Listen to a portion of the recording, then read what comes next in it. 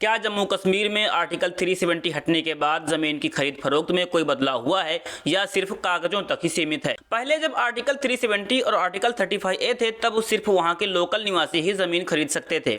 अगस्त 2019 में आर्टिकल 370 का प्रावधान हटने के बाद जम्मू कश्मीर के विशेष दर्जे में बदलाव हुआ है। अक्टूबर 2020 में केंद्र सरकार ने नई भूमि कानून लागू किए। अब हर नागरिक गैर कृषि भूमि खरीद सकता है, चाहे वहां का लोकल निवासी हो या ना हो। लेकिन सवाल अब भी वही है, क्या नए कानून लागू होने के बाद वहां किसी को जमीन मिली या फिर नहीं मिली? और यही सवाल नेशनल कॉन्फ्रेंस के विधायक एहसान परदेसी ने सरकार से पूछा था। उन्होंने पूछा था कि अनुच्छेद 370 हटने के बाद जम्मू कश्मीर में कितने गैर निवासियों ने अब तक जमीन खरीदी है। इसका जवाब जम्मू कश्मीर के रेवेन्यू डिपार्टमेंट की ओर से लिखित रूप में दिया गया था और उसी जवाब में बताया गया था कि अब तक कुल 631 गैर निवासियों यानी बाहरी लोगों ने जमीन खरीदी है और उसकी कुल कीमत लगभग 130 करोड़ रुपए थी। साथ ही यह भी कहा गया कि अब तक कोई भी शॉपिंग मॉल, कॉलेज या हॉस्पिटल बनाने के लिए कोई जमीन अलॉट नहीं की गई है। तो आप अपना प्लॉट कश्मीर में कब खरीद रहे हैं, कमेंट करके बताएं।